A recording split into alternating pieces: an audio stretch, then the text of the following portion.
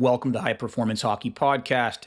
Before we introduce this week's guest, today's question comes from Joel Becker. As a reminder, our goal is to answer a question sent in or DM'd at the HPH_podcast in each and every episode. Quoting Joel, something I've noticed across hockey practitioners. Why is everyone so scared of developing and optimizing skating technique? Sprinting has very distinct shapes and positional landmarks, yet we accept a huge bandwidth of movement in hockey. Not to mention much of what is currently taught is detrimental in regard to force application and place the athlete in a compromised position. I think it's critically important that we focus on technical proficiency at a young age for the developmental hockey player. Hockey is the only sport played on skate blades and on the ice, and learning to skate is the foundation of having fun and developing as a player. I think at an older age, when players have really harnessed and crafted their skill in terms of skating efficiency, I think it's much harder to change technique. Not to say that it's impossible, but I think it's very, very difficult. The question practitioners have to ask themselves, is the juice worth the squeeze? We all have time on our hands or against us. Is the time are we able to make those changes in the time that we have allotted, or can those changes be made in the first place? And remember, with regards to time, for every hour, minute, whatever it is that we spend on this, we're taking an hour, minute away from something else. So it's not to say that it's not important, in my opinion, specifically with return to play for advanced level players, college and professional players, as I think biomechanics is critical. And if we can have baseline landmarks in terms of skating step frequency, step width, stride length, if an athlete does get injured, we can see how far they are away from quote unquote optimal. So I think it's really important for young developmental players. I do think it's important for older players as well, but the question we have to answer is the juice worth the squeeze? And there are technologies now that allow us to video our athletes, create baselines, and then come back to those baselines if or should an athlete get injured. Thanks, Joel, for the question. Fantastic. And again, more questions can be sent our way at the HPH_podcast. Without further ado, unbelievable episode today. Today, we are joined by the assistant coach of the Dallas Stars, Coach Steve Spott. Steve is in his third season as assistant coach for the Stars. He's guided the club to back-to-back Western Conference final appearances with a 99-42-23 regular season record over the past 2 seasons. Prior to joining Dallas, Spotter spent parts of 3 seasons as an assistant coach with the Vegas Golden Knights. Before joining the Knights coaching staff, he also served alongside Pete DeBoer from 2015 to 2019 with the San Jose Sharks. Spotter also spent 2 seasons with the Toronto Maple Leafs organization from 2013 to 2015. He was an assistant coach with the Maple Leafs during the 2014-15 campaign and was the head coach of the American Hockey League's Toronto Marlies from 2013 to 2014. He posted a 45-25-6 record as a bench boss for the Marlies, leading the club to the Northern Division crown and appearance in the Western Conference Finals against the Texas Stars. A Toronto, Ontario native, he coached for the Kitchener Rangers and Plymouth Whalers in the Ontario Hockey League. Also spent 4 seasons as an assistant coach on DeBoer's staff in Plymouth before joining him in Kitchener for the 2001-2002 season, where he served for 7 seasons as an assistant coach. Spotter was appointed as a head coach of the Rangers in 2008 following Pete's departure from the Florida Panthers and earned a 187-121-32 record. He qualified for the postseason in 4 of his 5 seasons, including 2 appearances in the Western Conference Final. Internationally, Steve has earned 2 gold medals with Team Canada, U18 Ivan Halinka Memorial Tournament in 2008 as an assistant coach, and 2011 as a head coach, and a silver medal, the 2010 World Junior Championships, as an assistant coach. Steve played collegiate hockey at Colgate University from 86 to 90, and also professional hockey in the American Hockey League and in Europe, as well as the East Coast Hockey League. He and his wife, Lisa, have 2 children, Tyler and Emma. This is probably one of my favorite episodes that I've had the opportunity to host. A massive amount of information, life, hockey, X's and O's, advice to young practitioners.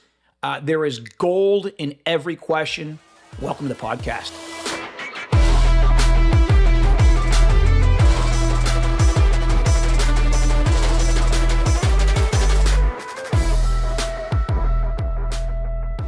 Welcome to the podcast, Spotter. Thanks so much for joining us. Good to be with you, Anthony. I appreciate you having me on and obviously talking really about a hot button topic right now for coaches. And I think everybody in the National Hockey League with where fitness is going and obviously the importance it's playing now, not only off the ice, but on the ice. Well, it'll be awesome, Spotter. Really appreciate the opportunity. But I want to start by rewinding back.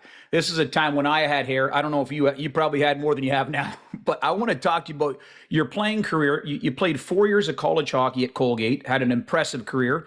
Then you played 2 years of pro, American League, East Coast Hockey League, Netherlands.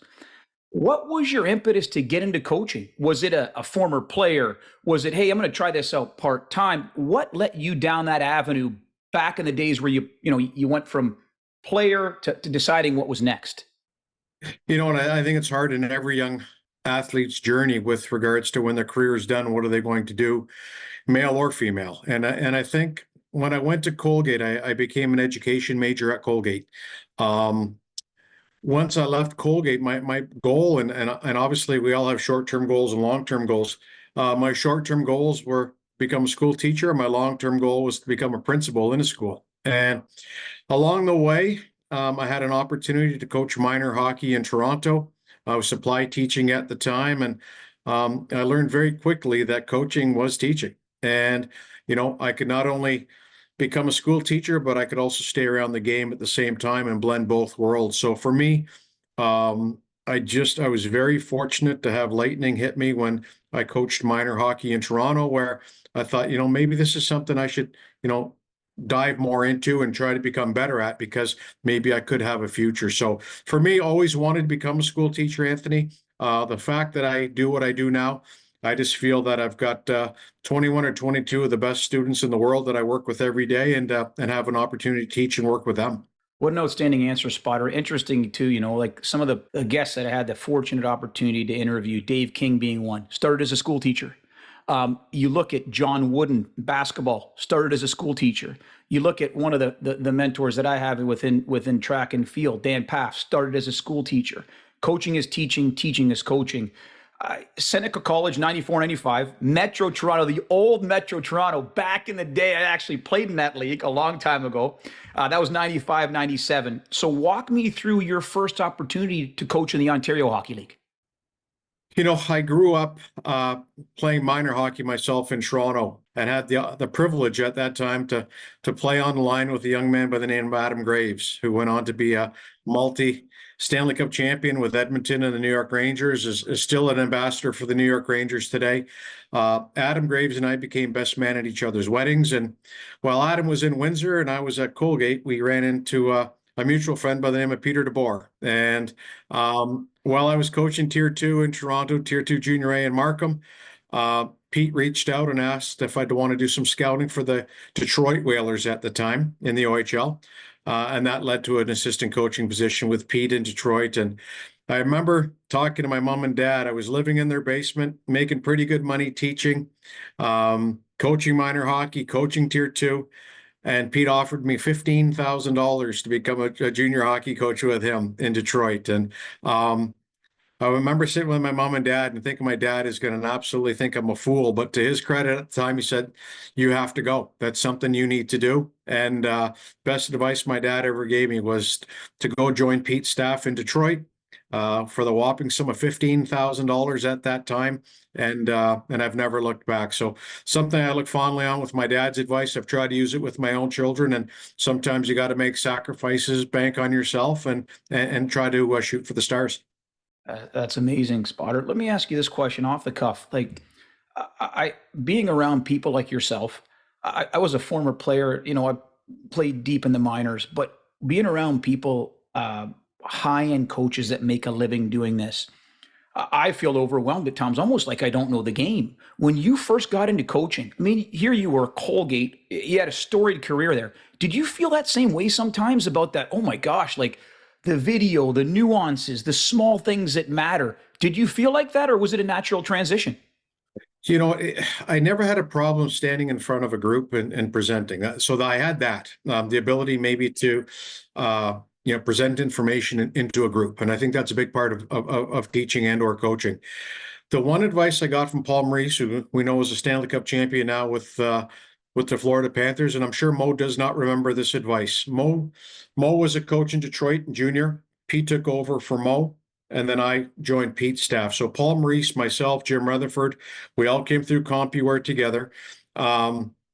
And I remember Paul telling me, he said, Spotter, my advice to you is if you're going to correct a player at this level, and at that time it was major junior, make sure you know what you're talking about. And if you're not sure, tell them you'll find out. Because if you tell something to a player at this level that's incorrect, you're going to lose their respect and their trust. So I'll never forget that advice, Anthony. And I tell young coaches out here today that if you're going to become a full-time coach, and you are going to be meeting with players and they ask you a question on a bench or in the locker room, make sure you give them the correct answer, something that you believe in. And if you're not sure, then find out and get back to them. So I thought that was real good advice from Paul. But my strength, I think, at the time was the ability to communicate. I try to build relationships, build foundations of trust. So it wasn't too bad. But boy, I can tell you, when I got to Plymouth for the first time, or Detroit, it was intimidating, with those players, the caliber of the players, first round NHL picks. It definitely was intimidating at first, but again, baby steps, and thankfully Pete helped me along the way. Well, you spent a lifetime in the game. This is an interesting question. I'd be curious for an answer, and I'm sure there's many of them. You've coached at every level: OHL, Hockey Canada, National Hockey League, American League. Who are some of your mentors along the way? Is there one or two or three people that have really stood out to you and have changed the way perhaps you view the game or carry yourself as a man? I think Coley Campbell. Coley's the vice president of the National Hockey League. Peter and I, DeBoer, had the opportunity to coach Gregory Campbell in Plymouth. So Coley at the time was around quite a bit. And he really has become a mentor or a soundboard for myself. Professionally, he was an assistant coach in the NHL. Obviously, he was a Detroit Red Wing, where Adam Graves was, so there was a common bond there. And Coley's always been that guy. When my dad passed, Coley kind of not became a surrogate father for me, but somebody, if I had some issues or some challenges, that I could always pick up the phone at any time of the night and give him a call. And he was always there, and still is to this day. Always been there for me. So I'd say Coley Campbell right off the bat is a guy that I lean on for mentorship. And even Pete, although I'm by age, I'm older than Pete, he's still a person that I look up to. And anytime there's challenges professionally or personally, I think we've always both been there for each other to support each other. Well, that parlays perfectly into my next one. Batman and Robin, Robin and Batman. Can you walk us back to that relationship? How did it start? Through Adam Graves. At that time, Adam was playing for the Windsor Spitfires. Peter DeBoer was a player for the Windsor Spitfires, and I was at Colgate University. In the summertime, as you know, because you train players every day in the summer, you'd get together. We got together at Seneca College in Toronto, where we would skate, work out, hang out. And Adam brought Peter DeBoer to work at Seneca College, where I was at the time teaching hockey school. So I met Pete at a young age through Adam Graves, and we've always maintained a friendship. He's an educator. He's a lawyer by trade, Pete. I'm a school teacher by trade, and it's just been a relationship that transcends the game. We've become fathers to each other's children, and our wives are the best of friends. Our kids are the best of friends. So there's been a relationship both on and off the ice, and in front and behind the curtain, that hopefully will go on for a long time. Outstanding. I want to pivot slightly, Spotter. Got your name written all over it. The X's and O's, the game. Compare and contrast the coaching profession. How has it evolved now since when you first got in? Have the players changed? Do you coach differently? The question really is, do you coach the millennial athlete any different than you did, 10, 15, 20 years ago? There's no question. I think technology probably, Anthony's played a large role in that. I think that back in the day, our technology was a whiteboard on the bench or a whiteboard in the locker room, where with our erasable markers, you would draw up your teachable subjects. And back then it was, do you understand, Anthony, what I'm showing you? Yeah, coach, I've got it. Meanwhile, you may have no idea what I was talking about, but you were not going to deny what you saw, you understood. Today, they're very visual. I think the use of technology, obviously cell phones, video games, The use of iPads on the bench. The technology we have in our locker room in Dallas is second to none with regards to resources. Players can see themselves individually. They can see themselves with line mates or deep pairings or goaltenders. So I think the use of technology has probably been one of the biggest avenues for us as coaches, having to learn and continue to stay up with the game. And then I'd have to say communication styles. It's not like it used to be where it's me, this is my way, this is how we're doing it. It's now very much levels of communication, understanding, patience, knowing there's 23 different personalities, not just one. So I think our ability to evolve as coaches has been probably the biggest change with regards to what I've seen in professional hockey. You know, Wyatt Johnson is not the same as Jamie Benn, and you have to learn how to get to both athletes, how to treat them the same and or different, and push buttons to find out what makes each athlete tick. So I think that's the biggest change, Anth, is been the use of technology and our communication styles with regards to how we communicate with individual athletes now. What do you when you watch a game, Spotter? Again, your coach's eye. Do you see the game? This is kind of a rudimentary question, but I'm just curious as to do you see the game in patterns? Do you watch the game like that, or do you view it differently? Your lens as a coach. Does that question make sense? It does, and it's frustrating, and I'll tell you why. Because I'd love on a Thursday night, you know, to have a cold beer and watch a hockey game, where I can't do that. I can have a cold beer and watch a hockey game, but I'm looking for areas of weakness and or strength from the team that I'm watching.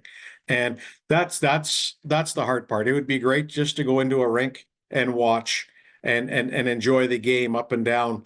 But we always have that hat on where we're looking at trends. We're like, oh geez, I could maybe borrow that. And that's the frustrating part for us at this level, that you never really get an opportunity to watch it as a fan anymore because you're always looking at ways to improve and get better. So that's the biggest challenge for us is just you'd never turn it off. And that's the hard part. Even when we're watching our own children play, it's you know, I've talked to Elaine Nazardine about that.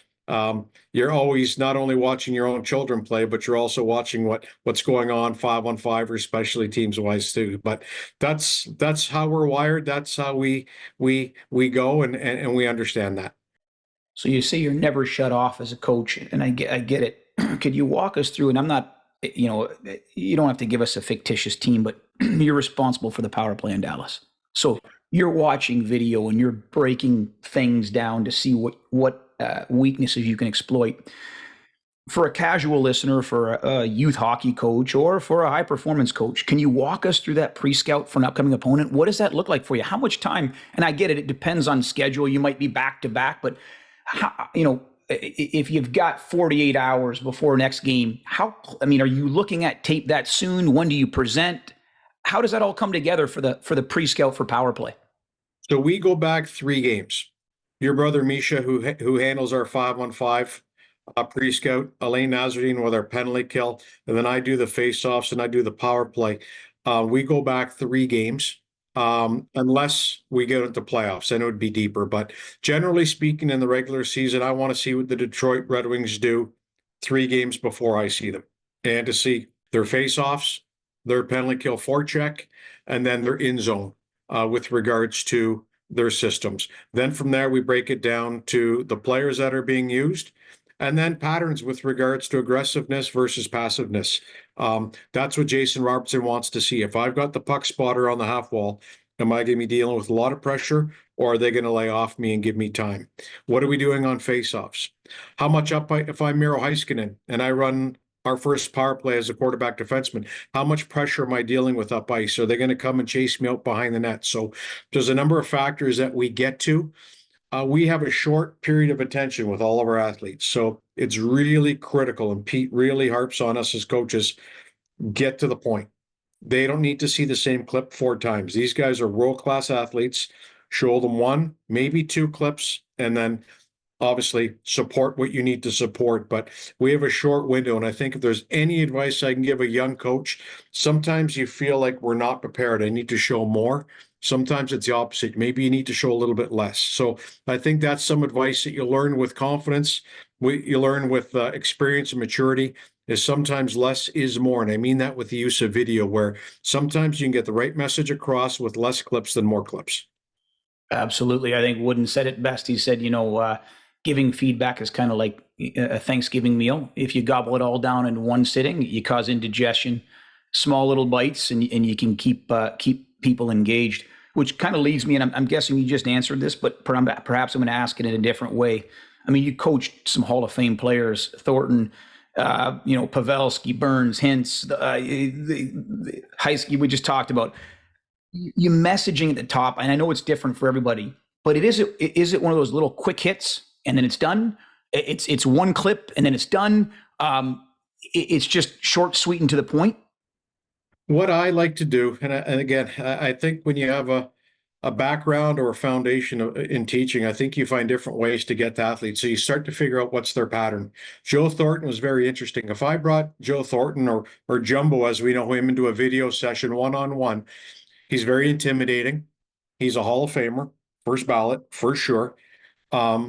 And he's very confident in his own abilities, all wonderful world-class traits, but he wants to learn. And I find the best players, you mentioned Joe Pavelski, Brent Burns, they want to learn. But my pattern, if I have what we call a quote unquote negative and or teaching clip, which is something we have to be careful with because we want to show positives. But if I have a teaching clip in a game where I would bring in Joe Thornton, I would simply watch the clip and ask Joe, what do you see here? What are your thoughts, Jumbo? And allow him to get to the answer before I had to give it to him. So I think for any coach, if you've got a player that's an elite player and he or she is very confident, sometimes when you have some teaching clips that you need to show that athlete, sometimes get their feedback before you give yours.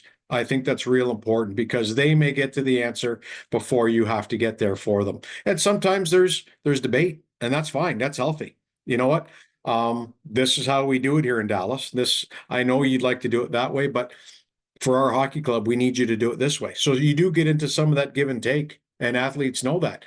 But I think when you're dealing with some of the higher profile players, and you talk about Rupe Hintz, Jason Robertson, Miro Heiskanen, many times if I have those teaching clips and or quote unquote negative video clips, I like them to get to the answer sometimes before I have to give my opinion. And I'd say, Anthony, 9 times out of 10, they get there themselves without me having to give my opinion.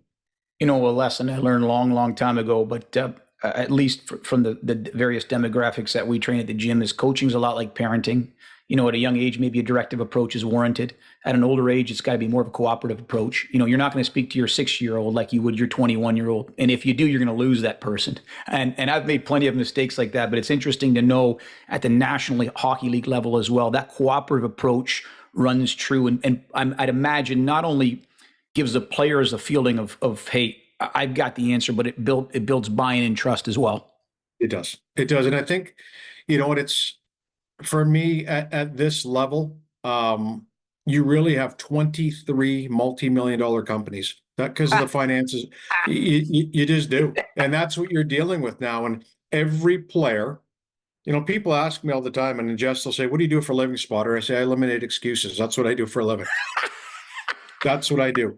We'll give you the best strength and conditioning. We'll give you the best dietitians, the best chefs, the best on-ice practices, skill development coaches, video, facilities.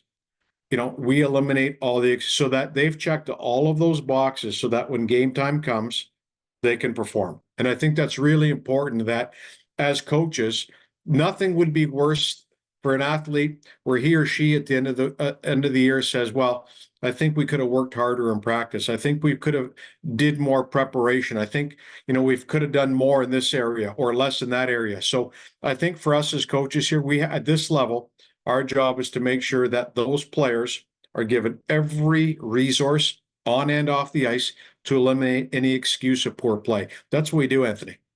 Wow, I love that. It's a humbling game, and winning is very, very difficult at this level. You've won OHL, Mem Cup champs, Western Conference back-to-back finals, Stanley Cup final in San Jose, correct? Yeah. I mean, let me ask you to piggyback on this. Hallmarks of a good team, maybe 1 or 2 Spotter X and O Ys on the ice.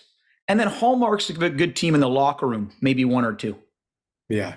You know what? I think I'll talk about the off ice first. I can't justify the loss of Joe Pavelski to our hockey club this year. It's that important. So Joe has gone on. He's going to start the next chapter in his life. We have to replace that in this locker room. And it's very hard to do that because of his experience, his ability to say the right things at the right time, to cool down the waters when they're hot. It's critical. I think any team that's won, and I know Mish, your brother, can attest to this, having won a Stanley Cup in Las Vegas, the importance of the Petrangelos or the Stones, the guys that when the coaches come in and are hot and leave, those guys can settle the water down and get the team back on the rails and make sure that they're able to perform in a focused way. And that's where the Pavelskis, now the Jamie Benns, obviously the next chapter with the Hins and the Wyatt Johnsons, the Jason Robertsons, that's where Joe Pavelski is going to leave his legacy in our team. Never mind the on ice tips and the rebounds, and what he did on the ice is Hall of Fame stuff. It's behind the curtain, the impact that he's made on the Wyatt Johnsons and our players with regards to making sure that the team is in a good space when times are tough. On the ice, it's playing the right way. If your best players are your hardest workers, you can have success. If your best players are your character guys and are willing to block a shot. I talked to Tom Wilson, who's a Stanley Cup champion in Washington, and I work with Tom in the summer. And he talks about Alex Ovechkin and some of the players that are some of the best goal scorers of all time. But when those guys stand in front of a shot and block a shot, what that does for a team. And when Joe Pavelski, Jamie Benn, Rupe Hins, Jason Robertson block a shot, it sends a great message to your third and fourth line guys, your fifth and sixth defensemen, that, you know what, not only can I go out and help win us a game in overtime or a shootout, but I'm willing to do that dirty work and block shots as well. So I just think character on the ice, character off the ice is critical. And if you can blend that with world-class skill, stay healthy, you have a chance to be successful. This episode has been brought to you by the High Performance Hockey Masterclass. The High Performance Hockey Masterclass is a comprehensive lecture series exploring the science and practice of high performers in the sport of ice hockey. It was designed and created and engineered by myself, Anthony Donskov.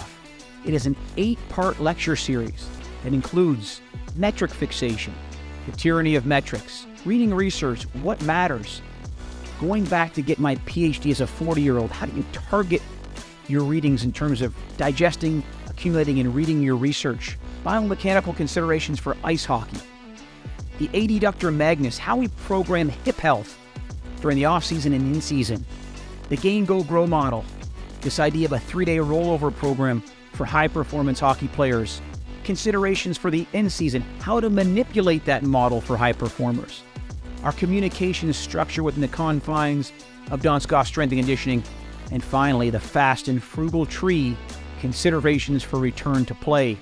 More information on the High Performance Hockey Masterclass can be found at anthonydonscov.gumroad, GUMROAD.com. Thanks for listening. I think I heard it, and I don't want to bastardize this. Dave King said there's decisions and choices if you want to win. Decisions potentially easy, right? Picking F1 on the forward check, D-zone coverage. Those are simple decisions. Choices, blocking a shot, sticking up for your teammate, shift length. He said if you make easy decisions and hard choices, you can put yourself in a good opportunity when the ice gets small in the playoffs. Doesn't guarantee things, but easy decisions and hard choices, that takes character and that takes skill as well, right? Well, it does, and it's what separates 72,000 in the American Hockey League or 700,000 in the National Hockey League. There are players that are much more talented in the American Hockey League than in the NHL. Those guys are there. But as to your point, they're not willing to make some of those hard choices. And it costs them generational money. So I think for any young player, if you can, you have to have some sort of a world-class skill element to play at our level, whether it be skating, scoring, checking, goaltending, whatever it might be. But it's in those other choices that you have to round out your game and not just be one-dimensional. And if you can do that, you have an opportunity to play at this level professionally. But it's some of those players I'm a goal scorer. That's the only thing I do. And they're not willing to be trusted by Peter DeBoer or Elaine Nazardine on defense. And that's why they're never able to reach that full potential of playing in our league. So I think that's a big, big decision for those players in the American Hockey League or the East Coast League that are starting to transition up, that sometimes you have to transform your game and play a little bit differently if you're going to stick in the National Hockey League. Slight pivot, Spotter. I mean, I think for the casual fan, it probably has no clue the amount of hours and the amount of preparation at the National Hockey League level as a coach. I want to peel back the hood a little bit. Talk to me once the tornado starts, that's the 82 game schedule. Your life is completely skewed in terms and measures of hockey. What's a typical day look like for you, Spotter? You know what? And you're right. You know, it's funny. You kind of say goodbye to your wife and your children when, when this starts again on Thursday, because you're right. You start going 100 miles an hour for the next 9-10 months. That's what we do. And, it's early. We usually are in the office between 7 and 7:30 in the morning. You have a coffee, you talk, but at 8 o'clock, your day starts with your staff. And that day ends when the last player leaves. And, as assistant coaches, we have to be accessible at all times to our players in our own specific areas. The nice thing about our level is no 2 days are the same, which is wonderful. You have different video that you're looking at. You have different challenges that come at you every day. So that's that's the juice that gets you going every day here. But you mentioned something at the top of the show where, it's about wins. And that's what this level is. I love the development part of the game. Being in Kitchener, being with the Toronto Marlies in the American Hockey League, seeing players progress, that was fantastic. At this level here, it's all analytics with regards to win or lose. And if you can help us win, wonderful. We will help you be the best version of yourself that you can be. But ultimately, at this level, and with what's on the line every night, it's about wins and losses. And that's what we dedicate ourselves to as coaches. And that's, as you said, that's copious amounts of hours and video and work with regards to our individual areas to try to be better. Wow. Talk to us about the work-life balance in between the hockey season. Obviously, Elise, Tyler, your son, Emma, your daughter, is at the Ohio State University. I believe your son now is going to be a referee in the American League. Is that correct? He's in his ref school, correct? Yeah. How does that work? I mean, I know it depends, the schedule dependent. Do you try to find a date night? Do you try to find a team, a coach dinner night? How do you balance that? Again, I think you can attest to this with your relationship with your dad who's passed and my dad now who's passed. You learn more now sometimes while they're gone than you did while they're living. And that's because you're listening to the messages now, you appreciate them so much more. And my dad owned an auto body shop in downtown Toronto, and I'm sure there was stress. I'm sure there were difficult times, but we never saw that at home. I have 3 sisters. We never saw that. And one thing he did tell me later on in life was, try to park your work at the office. Don't take it home. And so when I get home, I try to just be a regular dad, whether it be going to the pool or going to a rink, spending time with my wife, going to the movies, having dinner, and really trying to park my stress as much as possible. And some of the professional challenges that come with working in the National Hockey League at the rink, and not taking that home. But, you need to find that balance. We are go here. But once we are home, I think it's really important for your own mental health that you're able to park and become a regular dad or husband, spouse when you do get home. Oh, that's awesome, Spotter. All right, pivot here. Passion point from me, obviously, but I'm curious as to your responses with all the experience you've had in the game at various levels. How has sports science or strength and conditioning evolved based on the time that you spent as a coach? And then I don't want to ask a loaded question. That's not what but I'm curious as to your thoughts. What are we doing well and what needs improvement? We spent well over an hour yesterday, our coaching staff, with Troy Van Biesen, our director of sports performance here in Dallas. Yep. Where we sat with Troy. He presented to us some analytical finds from last year as a team, individual athletes, and where we can improve and get better as a team, and where we can get some of these athletes faster moving forward this year. And it is, we talked earlier about the use of technology. I would say the use of technology in sports performance, and the ability for a coaching staff and a sports performance staff to work cooperatively now is higher than it's ever been since I've been, and as you said, I've been in the game my entire life. It's higher now than it's ever been because of, as I said, these 23 million multi-million dollar companies that we're dealing with. How can I get faster as an athlete? How can I shoot the puck harder? How can I pivot faster? How do I gain weight? How do I lose weight? These are factors we deal with every day, and we've got the best people overlooking those programs, but it's useless to them if Peter DeBoer and his staff don't pay attention to it. And for us as coaches, it's working with our sports performance every day, Anthony, to let them know what the practice plan is going to be. How hard are we going to push? We're going to do 50,000 miles in the air this year in Dallas. Sleep, recovery. We went through all of that yesterday, and it's invaluable because the days of, you know what, I'm just going to put them on the goal line and we're going to skate, they're done. So you need, as a coach now, to work into your practice ways to get your fitness through your systems, through drills. The days of just skating around the rink to build cardio, they're done. And so it's finding those creative ways as coaches to get your conditioning out on the ice while you're working. But with Troy Van Beesen, our director of sports performance, his staff, Mike Donahue, Dave Zeiss, we work daily with those gentlemen now to make sure that our athletes get either the rest or the push that they need to get them ready for a game. We don't care if they can't practice tomorrow, Anthony, that's fine. Will they be ready for game one? Because that's when we need them. And so I think it's getting off or getting out of your own way sometimes as a coach and saying, they got to be on the ice for practice. They got to be on the ice for practice. Those days are done.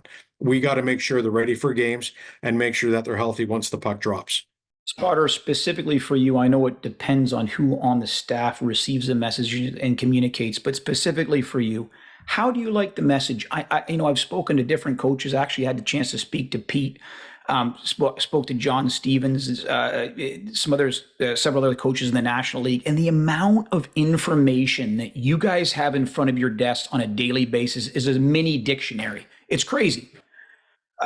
Mike Babcock said, give me a Reader's Digest version. How do you like to be communicated to with sports science, with sports performance? Is it just, hey, unless it's an emergency, talk to me, or, hey, give me a Reader's Digest version. I like a daily checkup. How do you like to be communicated to? Like, I say it all the time. I'm a visual learner. I think everybody learns differently. So Troy yesterday, when he did his presentation for us, there was pictures, there was diagrams that we could understand. Treat me like I'm a player and show me what I need to know. We obviously get extended versions of information, but I want to be treated like a player when it comes to the information where I can grasp it and understand it, or I can't get better. So I have to be able to understand what you're telling me, Troy, so that I can then work with my players to make sure that they're getting better. So I think that's it. There's so many different layers now, as you well know, because it's your expertise.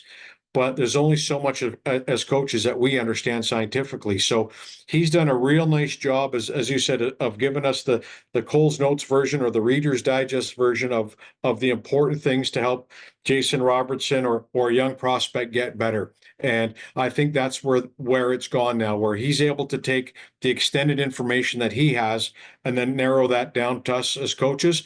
And then after games, the amount of intelligence that we get from him is unbelievable. With regards to here's how the player performed, with regards to his heart rate, his acceleration, his maximum output. And then we as coaches then can decide, yeah, that passes our eye test. That's how we looked on the ice too. And if it's a negative and a negative, we can then get to the player and try to address where we can get better. It's interesting doing this now close to 25 years. Two things stood out to me that kind of reinforced the message. It was just said a different way. Several of my colleagues and people that I hold in high regards. One was John Stevens' interview when he was on the coaching staff with Daryl Sutter. He said, Anytime sports performance would talk to me, the question he would always ask is, how does it help the player? And the other question was the hardest thing. He said, start from the scoreboard and work backwards. And believe it or not, sometimes low hanging fruit affects the scoreboard. Like, we don't need a fancy metric to know sleep's important, nutrition's important. But those two things change the way I think, because the other thing, Spotter, and I'm just talking in monologue here, is specifically in sports science, which I'm passionate about, interesting or important. There's a lot of interesting stuff. Like that's great, but is it important? And that is sometimes hard to distinguish, like interesting or important. And you know what? For Mish, your brother, myself, Elaine Nazarene, and Jeff Reese, we have time to sink our stuff, our minds, and maybe dig in a little bit more. Where Peter DeBoer has so many people and so many departments he's responsible for that he needs, like Mike Babcock, how does it help my players? What can I do? And then he can then pass it on to myself or Misha or Elaine to help implement some of these programs. But I think today, and if I'm a general manager of a hockey club, my sports performance coach has to have the ability not just to be able to read numbers, but also be able to communicate. No different than a coach. It's a critical position today. So can he or she communicate with my coaching staff, myself, my scouting staff, so that we all understand what he or she's talking about to help our team and ultimately our organization get better? Outstanding. Final pivot, Spotter. I need some advice from the man himself. Let's start with advice for young aspiring coaches. Rewind yourself back now. You started coaching. What advice would you give yourself? I would try to become a head coach at some point. I think that's really important. And I talk to coaches about that all the time. Ryan Craig, Stanley Cup champion with Vegas, an assistant coach, has never been a head coach. Now he's the head coach of the Henderson Silver Knights in the American Hockey League. And I remember talking to Ryan about it, that at some point he's going to have to run his own ship and command his own ship. And he's doing that right now. So I think for young coaches, if given the opportunity to become a head coach, make decisions, be responsible for a 6-on-5 or a 5-on-6 decision, a goaltender pull, that's invaluable. So at some point, try to become a head coach. And the second thing I would tell head coaches is don't micromanage. I think the biggest reason Peter DeBoer and I have existed for as long as we have is he treats me like a head coach. He treats Misha Donskov, Elaine Nazarene like head coaches. We have rules, we have guidelines, we have boundaries, but ultimately, Pete treats us like we're all head coaches, gives us autonomy to make decisions, to run drills.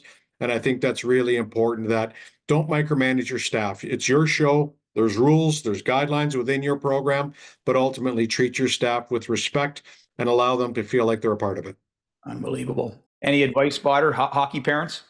Well, I think the mathematical opportunities for a young man to play in my dressing room was virtually impossible.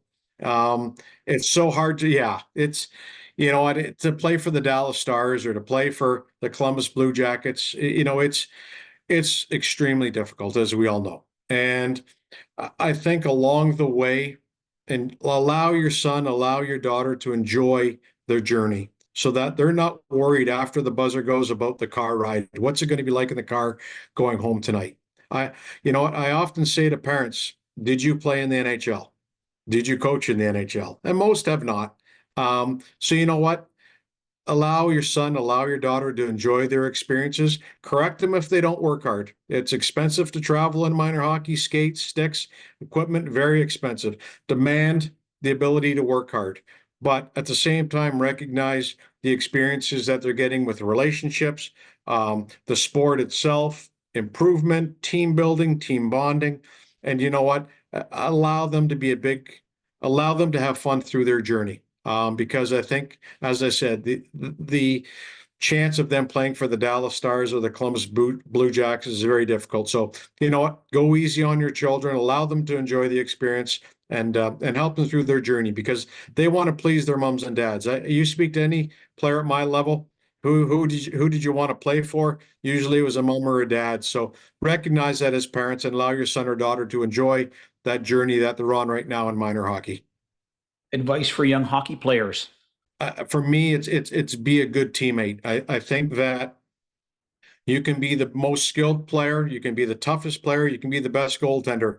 If you have a coach say, you know what, he's not the greatest kid off the ice, or he's not a great teammate. That's a real negative on your resume. So I think be a good teammate. I think that's really important. Take pride in your skill. If you're a forward, if you're a defenseman, if you're a goaltender, what can you do up and above your team's practice to improve every day? How can I get stronger? How can I get faster? Can I get to a fitness facility and or a gym or a strength coach that can help me get better in my own individual area? If you have access to video, watch yourself, try to get better. So I think learning to improve, learning to get better in your own craft is really important, and surround yourself with good coaches. If you have an opportunity to be around good people and good coaches, that's going to help you along the way. Last question, Spotter. Husband, father, hockey man. You spent a lifetime in the game. When your time long after you're gone, what's your legacy, Spotter? How do you want to be remembered? You know what? I've thought a lot about that, because as you get older in your twilight, I just like to be someone that obviously my players and my staff enjoyed being around me every day. I try to keep, there's two types of people, Anthony, and I think you know this, and you can have success either way. There's half glass full and half glass empty type people. And there's a lot of half glass empty type people that have done very well in their lives. But I'd like to consider myself a half glass full type person where, I can see the sun every day and put a smile on our players' faces, because there's days or weeks where you lose 3 games in a row. And at this level, it can be very difficult. So, I'm a big believer that I flip my screen down on my laptop in the morning in those situations, and I try to be around the locker room to make sure that our players know that I'm accessible. I can help them feel better about themselves if we are in a tough situation. So I'd like my legacy to be one that, my players learned, but at the same time, they respected the type of environment that I brought to the rink every day. Our guest today has been Steve Spott. Spotter, thanks so much for joining us. That's awesome, Anthony. Thanks for having me.